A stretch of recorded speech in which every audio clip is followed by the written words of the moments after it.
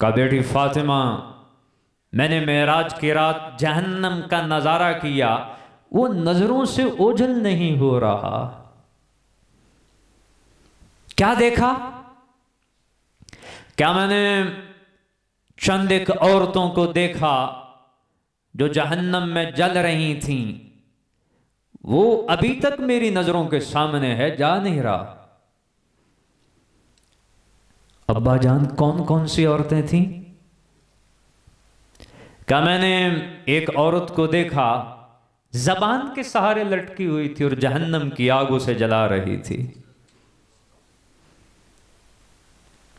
जबान थोड़ी सी बाहर खींचो तो कलेजा मुंह से निकलने को आता है, जान अटक जाती है। ऐसे है कि नहीं?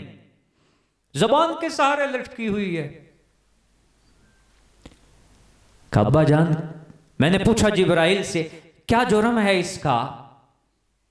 क्या गीबत करने वाली है। दूसरी औरत को देखा, पस्तानों से सलाखें डालकर उसको लटकाया हुआ है, जैसे कसाई बकरे के कान में सलाख लगाकर उसे लटका के रख देता है और जहन्नम की आग उसे नीचे से जला रही है। का ये कौन है? जना करने वाली, फहशी करने वाली। फिर देखा, बालों के सहारे पर लटकाया हुआ।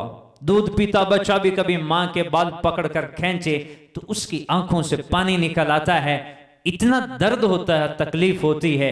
क्या ये कौन औरत है?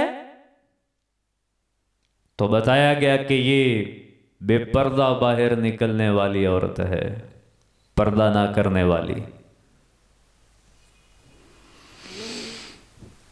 फिर एक औरत को देखा जिसका आधा जिस्म गधे की तरह, दूसरा खिंजीर की तरह। तो मैंने पूछा ये कौन है? कहा जी झूठ बोलने वाली है। फिर एक औरत को देखा, हाथ पांव बंधे हुए, पांव सीने के साथ, हाथ गर्दन के साथ। कहा ये कौन औरत है? का जो तहारत का एहतमाम ना करने वाली हो, ये वो है। साफ नहीं रहती, पाक नहीं रहती।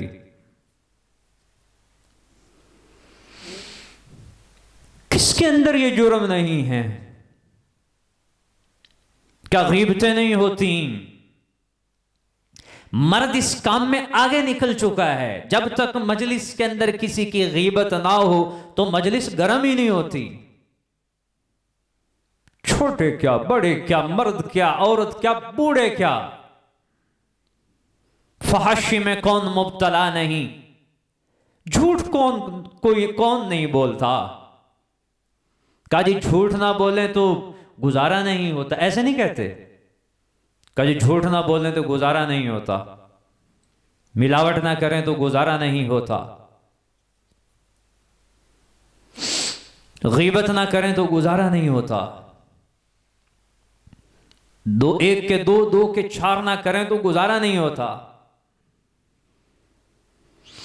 तो इसका मतलब है कि नफ्स ने बहुत बड़ा पर्दा कर दिया, जो अल्लाह की अनवारात को इंसान के दिल तक आने ही नहीं दे रहा। बहुत ज्यादा इस्लाह की जरूरत है। नफ्स इंसान का तीन तरह का होता है। नफ्स अम्मारा, तो सूरह हुमाज़ा के, सूरतुल कारिया के अंदर इसका ठिकाना बताया है अल्लाह ने, फ़उम्मुहु हाविया वमा अदराका मा हिया नारुन हामिया। अगर नफ्स अम्मारा की इस्लाह ना की तो इसकी मां जहन्नम है, ये तुम्हें जहन्नम की तरफ लेकर जाएगा। और दूसरा नफ्स कौन सा है? ला उक़सिमु बियौमिल क़ियामा वला उक़सिमु बिन नफ्सिल लव्वामा। यही नफ्स अम्मारा पर जब इंसान मेहनत करता है, फिर गुनाह के बाद यही मलामत करता है कि तुझसे बड़ा जुर्म हो गया, ये क्या कर दिया, अल्लाह को नाराज कर दिया। ये कैफियत भी पैदा हो जाए तो अच्छी है, नदामत हो जाए गुनाह के ऊपर, शर्मिंदगी हो जाए कि मुझसे जुर्म हो गया। काब बिन मालिक रज़ियल्लाहु ताला अन्हु ग़ज़वा तबूक के अंदर 10,000 का लश्कर अल्लाह के नबी लेकर निकले और इनकी हालत अच्छी थी, तेज सवारियां भी थीं। तो क्या हुआ, तो छोटी सी लग़ज़, छोटी सी, और वो भी खता नहीं, वो भी खता नहीं। दिल के अंदर ये ख्याल था कि मेरे पास तेज सवारी है, मैं फिर भी पहुंच जाऊंगा, आज नहीं कल निकलूंगा, देर से निकलूंगा तो मैं काफिले को पहुंच जाऊंगा। दिल के अंदर ये बात आई और काफिला वापस आ गया, गए नहीं। 3 सहाबी रसूल, काब बिन मालिक, मुरारा रज़ियल्लाहु ताला अन्हु, हिलाल इब्न उमैया, तो आप वापस आए तो मुनाफिकीन ने कहा जी ये उज़र था, ये उज़र था, उज़र था।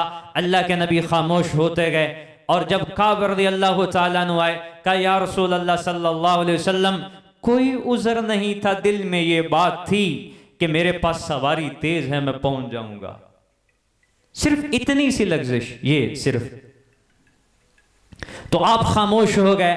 आपने फरमाया जब तक अल्लाह की तरफ से पैगाम ना आ जाए मैं बात नहीं करूंगा और कोई भी इनसे बात ना करे। तो हज़रत काब रज़ियल्लाहु ताला अन्हु की हालत क्या है, का वो दिन ऐसे थे मेरे लिए, जमीन का अंदर मेरे लिए मुझे अच्छा मालूम होता था जमीन के ऊपर फिरने से। छोटी सी खता हो जाए तो इस तरह नदामत भी होती है। और हमारा नफ्स कैसा है, सारी जिंदगी भी गुजर जाए तो ये ख्याल नहीं आता कि मरना भी है, अल्लाह के सामने खड़ा भी होना है, अल्लाह को मुंह भी दिखाना है। ये हमारा हाल है। तो नफ्स अम्मारा पर मेहनत करने से यही नफ्स नफ्स लवामा बन जाता है, मलामत करता है फिर। और थोड़ी सी और मेहनत हो जाए फिर ये नफ्स मुतमइन्ना बन जाता है। या अय्यतुहन नफ्सुल मुतमइन्ना इरजिई इला रब्बिक राज़ियतम मर्दिया फदखुली फी इबादी वदखुली जन्नती। नफ्स अम्मारा का ठिकाना जहन्नम है, नफ्स मुतमइन्ना का ठिकाना जन्नत है। तो इसको पाक करना है, पाक करना है। इस खौफ से जिंदगी गुजारनी है कि हमने अल्लाह के सामने खड़ा होना है, वो हमसे हिसाब लेने वाला है हर शय का। एक बादशाह बीवी के करीब जाने लगा, बीवी भी गुस्से के अंदर होगी, वो कहने लगी वो जहन्नमी दूर हो जा, गुस्सा होगा। वो कहने लगा अगर मैं जहन्नमी हूं तो तुझे 3 तलाकें। अब बीवी भी परेशान है, बादशाह भी परेशान है। बीवी परेशान है कि बादशाह की मलका थी, पता नहीं अब कैसा मिलेगा, और बादशाह परेशान है कि ऐसी हसीन व जमील औरत फिर मिलेगी नहीं वफादार। सारे उलमा को इकट्ठा किया कि फतवा दो कि तलाक हुई है या नहीं। सबने कहा जी हम तो नहीं जानते बादशाह जन्नती है कि जहन्नमी है, तलाक हो गई। एक मौलवी साहब खड़े थे पीछे, वो कहने लगे मैं बादशाह से एक बात पूछता हूं उसके बाद ही कोई फैसला सुनाऊंगा। का बादशाह को एक तरफ लेकर गया और पूछने लगा बादशाह तेरी जिंदगी का कोई एक ऐसा वाकया हो गुनाह पर कुदरत थी, तूने सिर्फ अल्लाह के खौफ से गुनाह छोड़ दिया। तो बादशाह कहने लगा हाँ एक ऐसा वाकया है कि मेरे कमरे की सफाई करने वाली मेरी बांदी एक लड़की थी हसीन, मैं कमरे में दाखिल हुआ तो मेरी नीयत साफ नहीं थी। मैं उसके करीब जाने लगा तो वो कहने लगी बादशाह अल्लाह देख रहा है। कौन है मुझे रोकने वाला? वहां कोई था ही नहीं, बादशाह के कमरे में कौन जा सकता है। मैंने सिर्फ अल्लाह के खौफ से उसको छोड़ दिया और कोई वजह नहीं थी कि अल्लाह देख रहा है। तो मौलवी साहब ने ऐलान कर दिया, जी बशारत हो, तलाक वाक़ई नहीं हुई, बादशाह जन्नती आदमी है। वो कहने लगे तू कोई ज्यादा इल्म रखने वाला है कि बादशाह जन्नती है या जहन्नमी है, तेनू कि मैं पता। सारे हैरान हो गए। वो कहने लगा अपनी तरफ से नहीं कह रहा हूं, अल्लाह कह रहा है कुरान में, व अम्मा मन खाफ मकाम रब्बिही व नहन नफ्स अनिल हवा फ़इन्नल जन्नत हियल मअवा। जिसने अल्लाह के सामने खड़े होने से डर गया और उसने अपने नफ्स को भी गुनाह से बाज रखा और रुक गया, तो अल्लाह उसका ठिकाना बयान कर रहा है कि जन्नती आदमी है। तो बादशाह जन्नती है, बशारत हो। बादशाह बड़ा खुश हुआ कि ये बड़ी काम की बात है। तो मेरे भाइयों, इंसान के दिल में अल्लाह का खौफ पैदा कब होता है? जब इसके नफ्स की इस्लाह हो। मेरे पास एक आदमी आया, मेरे पास बैठा हुआ था और मुझे कहने लगा, मौलवी साहब शायद उनकी कोई खुशी का फंक्शन था, तो मैंने उसे कोई बात की होगी, वो बात आज तक मुझे याद है। वो कहने लगा, मौलवी साहब फिलहाल असां बरादरी रखनी है, अल्लाह नाराज होंदा है हो जावे। ये बात आज तक मुझे याद है। ये ऐसी बातें कब निकलती हैं? जब नफ्स पाक हो, जब अंदर साफ हो, फिर ऐसी बातें निकलती हैं। पाक कर लो अपने अंदर को, पाक करना है, और ये किसी मुज़क्की के बगैर नहीं होता। किसी मुसले की जरूरत पड़ती है जो इस नफ्स को पाक करता है, साफ करता है, अंदर की मैल कुचैल को उतारता है, फिर जाकर ये कहीं पाक साफ होता है। ऐसे नहीं होता। इंसान को अल्लाह का खौफ नसीब हो जाए, यह भी बहुत बड़ी बात है, छोटी बात नहीं। खौफ आते ही इंसान सारी बुराइयों से बच जाता है। ये खौफ ही तो नहीं जो हम अल्लाह के बागी बने हुए हैं। बताओ बेटा बाप के सामने गुनाह करता है, बाप का खौफ है। बाप के सामने, माँ के सामने बेटी गुनाह नहीं करती, माँ देख रही है, बाप देख रहा है। इतने से खौफ से जो गुनाह नहीं करता। और मेरा रब मेरी शहरत से ज्यादा करीब है, मुझे उसका कोई खौफ नहीं। वनहनु अक़रबु इलैहि मिन हब्लिल वरीद। मैं तेरी शहरत से ज्यादा तेरे करीब हूं। तू अकेला है, मैं दूसरा हूं तेरे साथ। तुम दो हो, मैं तीसरा हूं तुम्हारे साथ। मेरे शेख फरमाते हैं, शाह जलील अहमद अख़ून साहब दामत बरकातुहुमुल आलिया, इंसान लोगों से हया करता है गुनाह करते हुए। कि रात का अंधेरा हो, कोई पास ना हो, दरवाजे बंद हो, या सहारा में निकल जाऊं, जंगल हो, कोई देख ना ले। और अल्लाह का हया नहीं करता जो हर वक्त उसके साथ है, जो हर वक्त उसकी शहारत से ज्यादा उसके करीब है। चार चीजें जिस इंसान को नसीब हो जाएं तो अल्लाह के महबूब सल्लल्लाहु अलैहि वसल्लम ने फरमाया उसको सारी दुनिया की कामयाबियां नसीब हो गई। हिफ्ज़ अमानतिन व सिद्क़ हदीसिन व हुस्न खलीक़तिन व इफ़्फ़तुन फ़ी तुअमतिन। हिफ्ज़ अमाना, अमानत की हिफाजत करना। आज हम अमानत की हिफाजत क्या समझते हैं? कोई चीज़ रखवा दो, एक वक्त के बाद उसे वापस कर दें बेआईनी ही। लोग कहते हैं बड़ा अमीन है, लेकिन ये भी अमानत की हिफाजत है। ये भी अमानत की हिफाजत है कि ये वजूद अल्लाह की अमानत है, मैं इसे अपनी मर्जी से इस्तेमाल नहीं कर सकता। मैं इन आंखों को अपनी मर्जी से इस्तेमाल नहीं कर सकता, मैं इन हाथों को अपनी मर्जी से इस्तेमाल नहीं करता, मैं इस जबान को अपनी मर्जी से इस्तेमाल नहीं कर सकता, मैं इस वजूद को, इसके बाल बाल को, मैं अल्लाह का गुलाम हूं। गुलाम का अपना कुछ नहीं होता, ये अल्लाह की अमानत है और मैं इस अमानत में खयानत नहीं कर सकता। जब हम इस वजूद को अल्लाह की मर्जी के खिलाफ इस्तेमाल करते हैं, हमसे बड़ा कोई खाइन नहीं होता। सबसे बड़े खाइन हम होते हैं। वसिद्क़ु हदीसिन, सच बोलना, झूठ कभी ना बोलना। अस्सिद्क़ु युंजी वल किज़्बु युहलिक।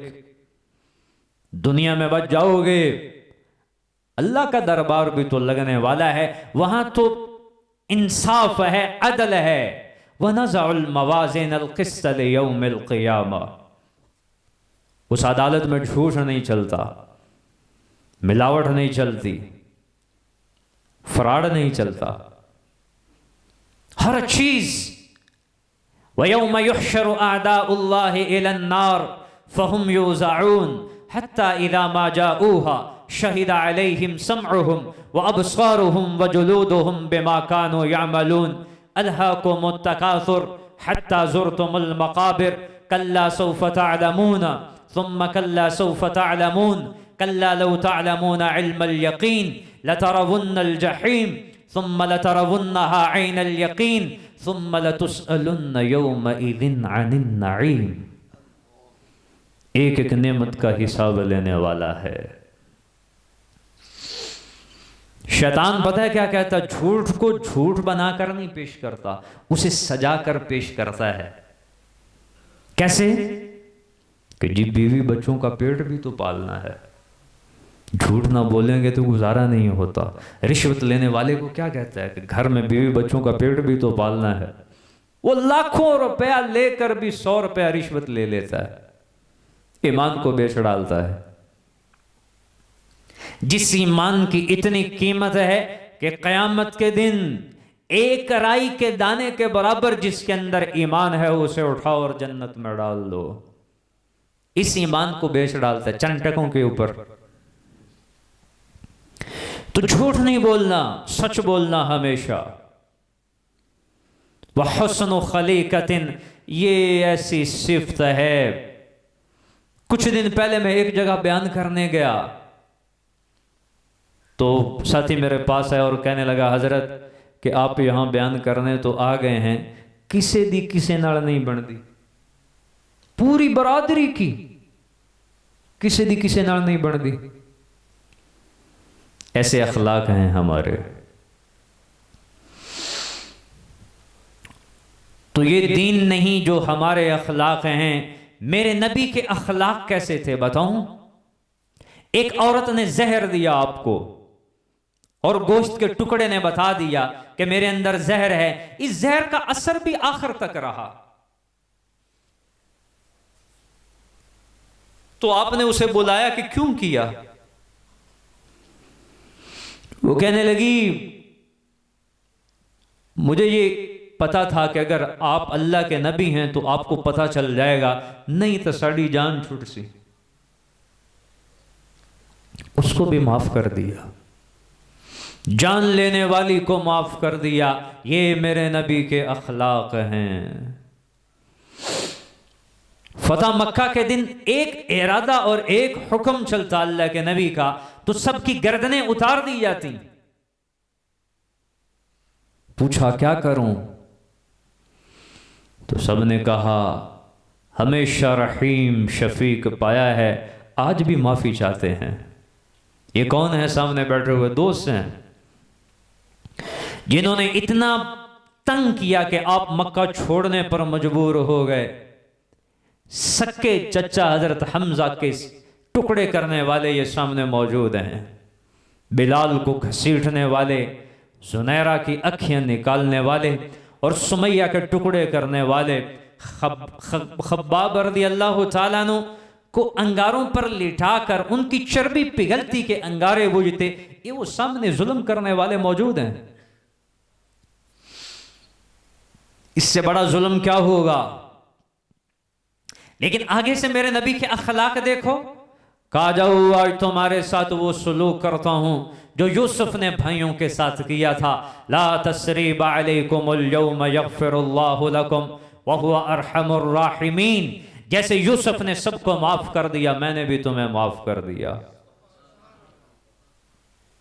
ये मेरे नबी का दीन है। आप एक गज़वा से वापसी पर एक दरख्त के नीचे आराम कर रहे कि एक यहूदी आया गौरस, उसने आप ही की तलवार उठाई और आपकी पसली में मारकर कहने लगा, मैं यमनउका मिन्नी या मोहम्मद, आज कौन बचाएगा? तो आपने कहा एकदम से अल्लाह, उसका हाथ कांपा, तलवार गिरी, आपने उठाई, फिर आपने उससे पूछा, मैं यमनउका मिन्नी, अब तू बता तुझे कौन बचाएगा? वो कहने लगा, जी मुझे तो आप ही बचा सकते हैं। का कलमा पढ़ता है? कहने लगा नहीं पढ़ता, चला गया। और वापस आया कि जिसके अखलाक ऐसे हों वो झूठा नबी नहीं हो सकता।